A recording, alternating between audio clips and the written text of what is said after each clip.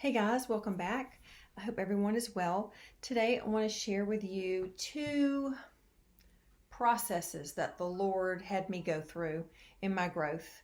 And they're from my book, My Journey Through the Cross. And they're pages on page 186 and 242. And the 242 goes into several pages there. But I'm trying to explain this and it may not make any sense, but I'm going to make a lame attempt. Okay, so the first thing he did with me is I had to break through all the layers of forgiveness and understand the law and all that, put all these things behind me. And so when I was about to kind of take off in the spirit, this is what he did right before then. Let's see. He had me worship him all the time. He just led me to do that. And the reason I started doing it, and I know he arranged this, but whenever I was driving in the car with all the girls, I noticed that whenever I had the praise and worship music on, there was just a different atmosphere, right?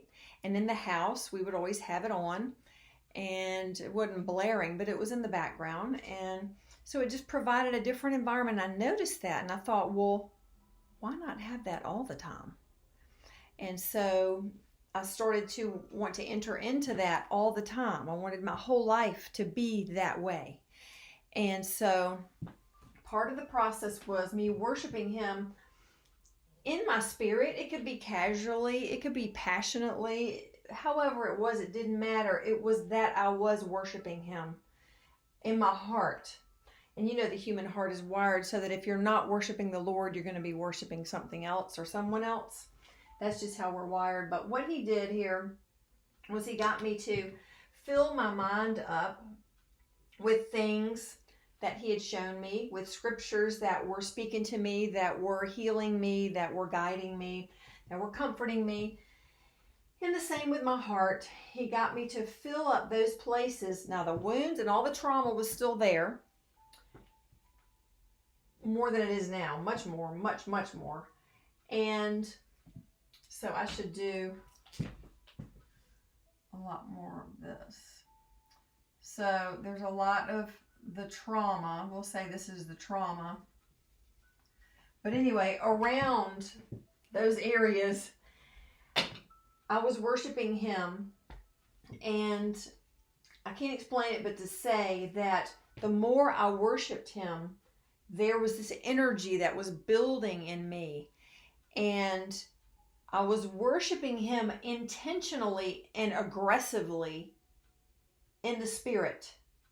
And when I first started out, you know how there's this big heavy canopy, this demonic presence over the whole world, and it kind of blocks us from heaven. We feel that heaven is far away. Well, that's kind of what this is. This is mild compared to what it looks like and feels like. But I knew that when he was leading me to do this intentional, it was really spiritual warfare is what it was. It was very aggressive and very focused.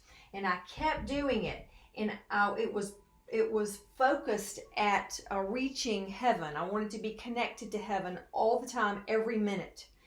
And I don't know that I fully realized that while I was doing this, but I just knew that the Holy Spirit was leading me to do it, and I couldn't help myself.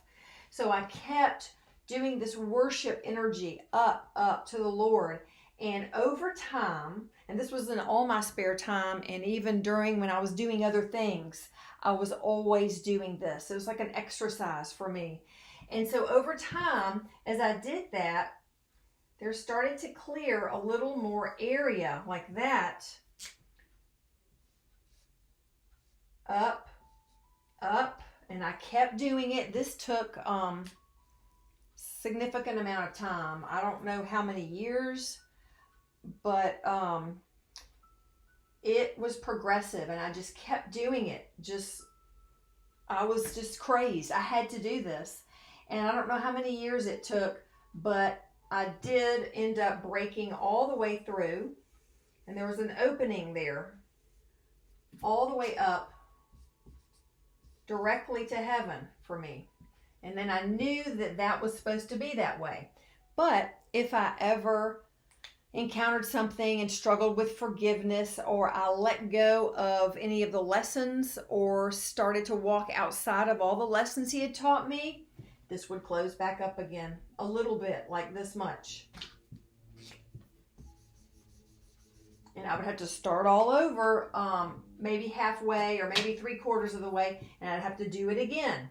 And so that's how he trained me to stay in this, with this connection here, because it was cut off from me when I didn't do and stopped walking in all the millions of things he had taught me before. So, and then once I got it, I kept doing that to strengthen this territory, because I wanted this territory, and I was not going to let all of these principalities and powers and all of these idiots up here bully me and intimidate me and threaten me. And I was saying in myself, I am a child of the Most High God, and this is going to be my territory, and I don't care what you say or what you do about it. And I kept on doing this, and I could feel, as I was doing this exercise of worshiping and being aggressive, I could feel the parting above me. I could feel it getting higher and higher and thinner and more easily penetrated the more I did it. And so the lesson was, obviously, after I had gone back and forth so many times, learning how to stay at a certain level and then learning how to fully break through and keep that, the goal was to keep it. And so I had to maintain that in order to keep it. And every now and then something would happen, I'd forget, or I don't know what went on, but it would, the top part, like right here, would kind of close up again. And I would have to work it open again. So that was one thing the Lord really worked on with me. It was like boot camp. So anyway, if that makes sense to someone, that will be great. And so this was a huge breakthrough, that I had to break through that heavy, dark. And then later, when he said, look up, what do you see up there? And then he said, tear it down.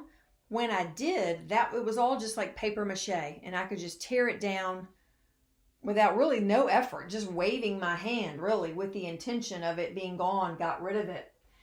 So anyway, that was one thing he did, very important. And then this worshiping was very healing to me, as a side note, and it's going to dovetail into this, but the worshiping was very healing because the Holy Spirit was flowing through me, and I needed that Spirit. I knew that I needed that Spirit to live, and I was just obsessed. I mean, it was beyond obsession. I don't know what it was, but I knew I had to do it, and I was going to die trying.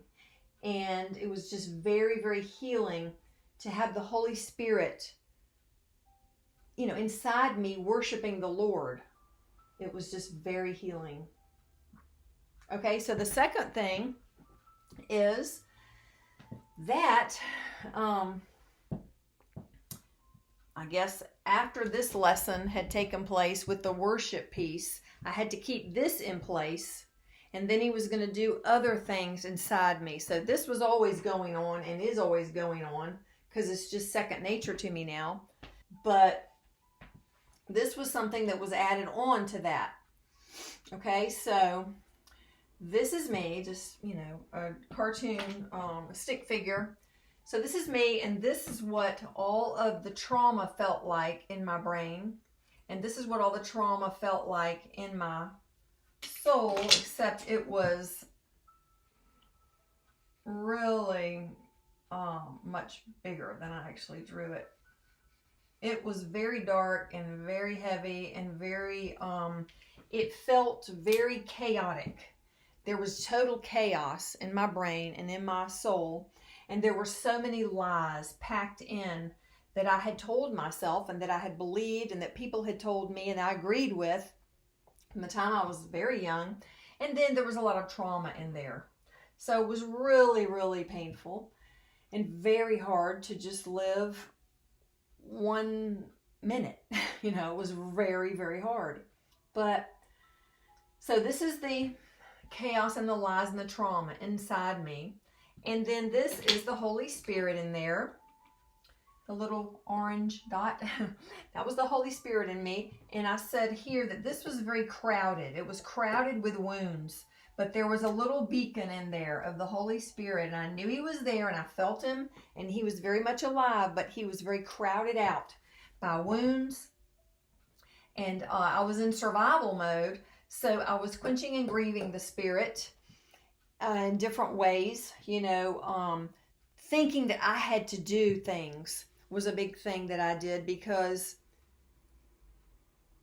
who else was going to do it? That was my belief at the time. So that was one of the ways that I quenched the Holy Spirit. But anyway, my goal in this lesson, which is the Holy Spirit convicted me to do this, and this is a little different than the other one. I can just explain it to say that there was an image in my mind of, like, not lightning, but the glory of heaven coming down and just connecting with the Holy Spirit inside me and moving up and out. This constant motion like this was coming from underneath me, kind of coming in my side and shooting out the top. And this kept on happening. And while this was happening, I was led to say, fill me with your Spirit. Fill me up with your Spirit. I know you live inside me, but I want to be filled up with you. I was hungry and I didn't have enough. I was a crazed woman and I needed this, and I still do, but I wanted the Holy Spirit to fill me up. And in this process, the Holy Spirit was coming up and through me and out the top over and over again. And it was a motion, a cleansing motion. It was also keeping me buoyed up so that I could function. But it was also a very cleansing motion, because the more it did this, notice here it's all the glory of God or the Holy Spirit. And then it comes out. It's taking part of my soul, the traumas, the lies, the pain, whatever it was taking part of it with it as it came up and out of me in the Spirit. It was kind of cleaning me out. And so this went on for, I don't know, probably a few years. And I was doing this and this on top of that. So that was my prayer. Fill me with your Spirit, fill me with your Spirit. And I wanted to be filled up and flowing in the Holy Spirit, not just filled up, but I wanted to know where he was, how I could get in alignment with him and where he was going. I wanted to know the big picture, and then I wanted to be overflowing onto people. See, that was what he was leading me to do, and he's done a really good job at that because he's done it through me. But so it was coming into my heart and just shooting out the top of my head, this motion. And it was cleansing and it was empowering. And this is a little cloud of dust, of dirt above my head, because that's what it felt like. But over time, as this continued to happen, you know, less and less was there and less was here. And so it was more like, you got to be more like this, you know. Over time, it felt like it was just cleaning out parts of me, the Holy Spirit. You know, one day I'm going to understand it, but I don't fully understand it in this dimension, but I do know that this is what he did with me. And so if anything I've said has been helpful, I hope that it has. Page 186 is right here, and it's called Worshipful Communion. And it is just 4 pages. And then page 242 is worship. 1, 2, 3, 4. About the same. Okay. So anyway, it's in here, and I've tried to document it as best as I could at the time. I was still in trauma when I wrote that book. So, you know, it's totally the Holy Spirit helping me. But anyway, before another blower comes along, I guess I'll say goodbye, and I'll see you guys next time. And so send me emails or questions or anything, comments you have in the comment section below. And so I will see you again soon, and God bless you.